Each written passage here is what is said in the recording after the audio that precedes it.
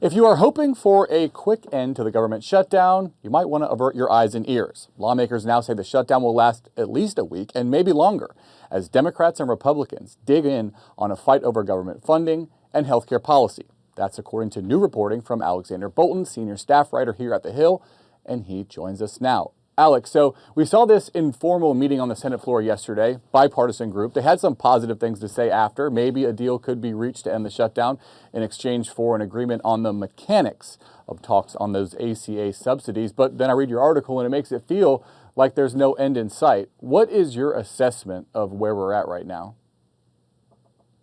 Well, let's put it into perspective. These bipartisan conversations that took place on the Senate floor Wednesday are among rank and file members, and they were described as spontaneous discussions.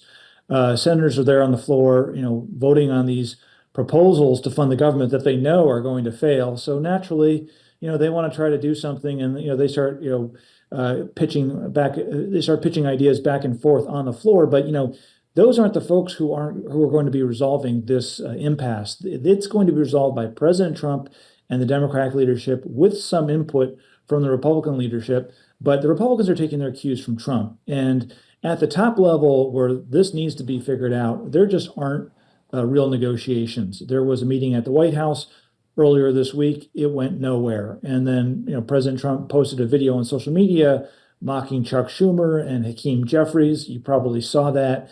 And just kind of shows how seriously, Trump is taking this. And on the other side, Democrats feel really disrespected, and they're not going to vote for this Republican resolution that was passed by the House, no matter how many times Senate Republicans put it on the floor. And there's going to be another vote on it on Friday, and it's going to fail again. So right now, the two sides aren't really talking. Yes, rank and file members are throwing some ideas back and forth, but let's remember, they don't really have the authority to negotiate a deal here. So it's more like passing time on the floor. How much of an appetite do you think there is on the Republican side in the Senate to extend these ACA subsidies? Just to review, they cap out-of-pocket costs for insurance premiums for more than 20 million people. Many of those people could see the cost of their insurance plans double if the subsidies are not extended. Do Republican senators see that as a political liability? Well, let's keep in mind here that the people who are receiving these enhanced subsidies are a subset of the Obamacare population. So I think it's something like 7 million people get the enhanced subsidies. If they are not extended, as many as 4 million Americans could lose their health insurance. Now, that's the projection. 4 million is relatively small given the total population of the country. And the reason I point that out is there isn't a whole lot of urgency among most Republicans to do something about this.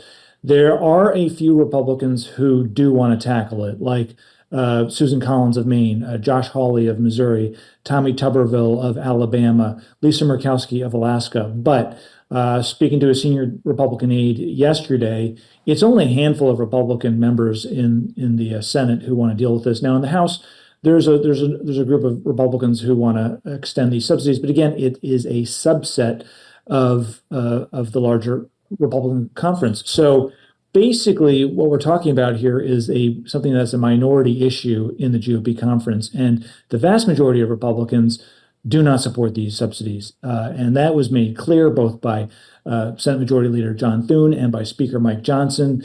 They point out that these enhanced subsidies are a byproduct of the COVID-19 pandemic. They were enhanced during the pandemic, and they were meant to be temporary. The Democrats have kept on extending them. So this was never meant to be a permanent subsidy. And that's the argument that Republicans are making. Now, the Democrats are making is that, look, the world is changing. Healthcare prices are going up and up and up. Healthcare premiums are going up and up and up. Even though they were meant to be temporary, we need them now. And if we don't do them, people will suffer. And the other argument Democrats make is, yes, while the number of people receiving the enhanced subsidies is relatively small, they argue that if that money is taken out of the system, it will cause premiums for everyone else to increase further. So how much? That's debatable. Do you think this is another issue where Republicans are taking their cues from President Trump? He seems to be inclined to possibly consider making a deal with Democrats. Or do you think Republicans are pretty dug in on this and they would resist any efforts by the White House to negotiate with Democrats over this? Well, they are entirely taking their cues from President Trump. Whatever President Trump agrees to, Republicans in Congress will sign off on. There's no question about that. Trump is in firm control of the party. Now, Democratic leaders, after meeting with the president at the White House on Monday, insisted that Trump seemed open to the idea of extending these ACA subsidies. But then, right after that meeting, Trump posts this video on social media that has Hakeem Jeffries, wearing a sombrero and wearing a mustache and Mexican music playing in the background. Clearly, the president is mocking, the Democratic leaders and alluding to the fact that to the Republican claim that some of this healthcare spending that Democrats want will go to illegal immigrants. Now, that's a debatable claim, highly debatable. But the point is that the president, while he may have been somewhat polite to Chuck Schumer at the White House meeting, doesn't seem at all inclined to negotiate on this issue. Maybe that'll change. You could argue that he has a political rationale to do that he wants to keep healthcare costs low. I mean, to extend the ACA subsidies for 2 years is going to cost $70 billion. So that takes you, past the midterm election. Seems like he would have some incentive to do that politically, but right now we're not seeing it.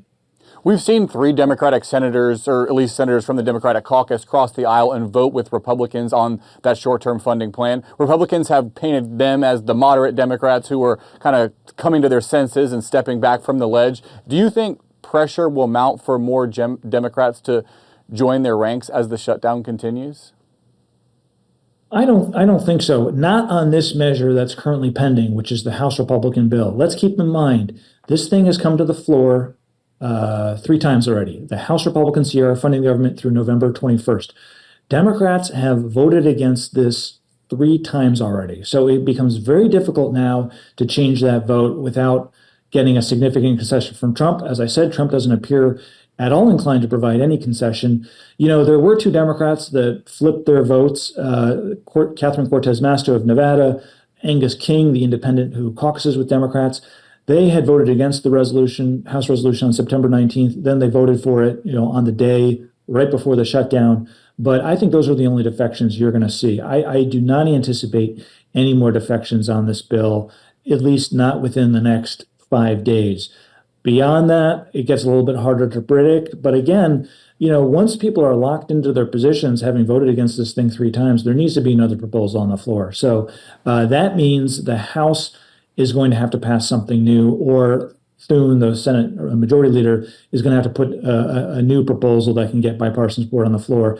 And right now, both Speaker Johnson and Thune have said they have no intention at all to bring forward new legislation. So that's why this is going on for at least a week, minimum.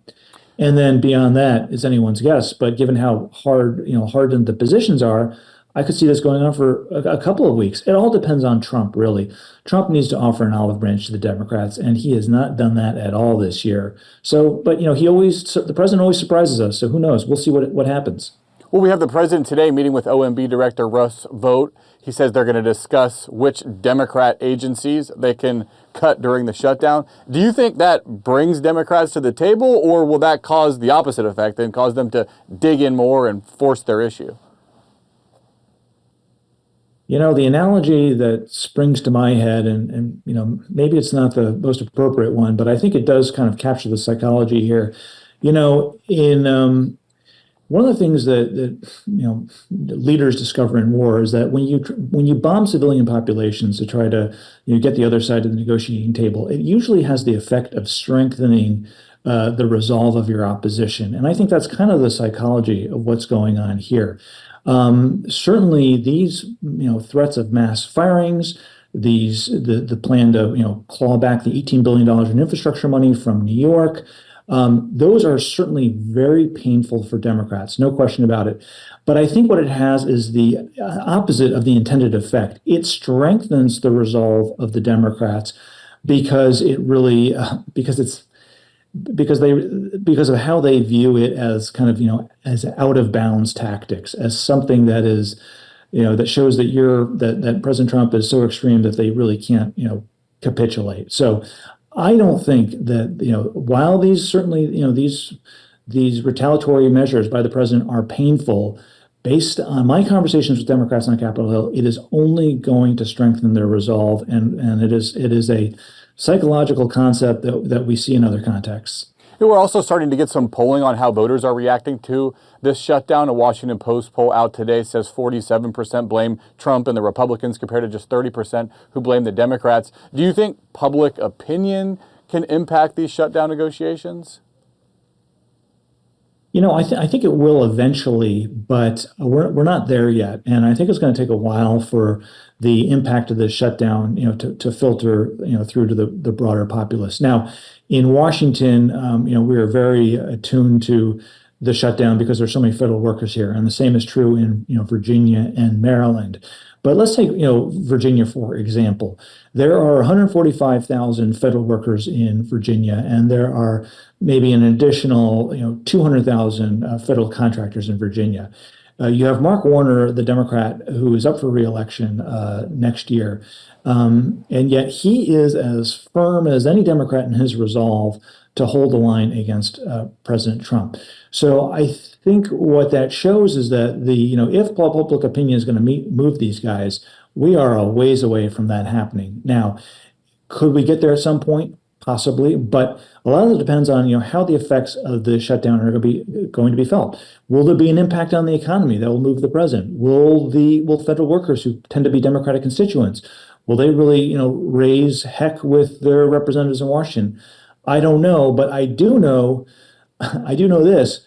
Federal workers who are bearing the brunt of this shutdown are so fed up, in the words of one Democrat I talked to, about the way Trump and Elon Musk and Doge has treated them, that I think they're willing to put up with not having paychecks for a few weeks just to see the president taught a lesson. And let's keep in mind here, by law, the federal workers who are furloughed this week, they will be paid back when the government shutdown is finished. There's a law that passed in 2019. They have to be reimbursed. So, how bad is the pain, really, if you're going to get that money in the end?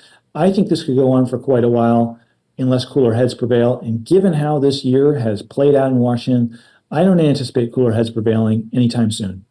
All right, we'll leave it at that. Always great to have your insight. Alexander Bolton, senior staff writer here at The Hill. Thank you.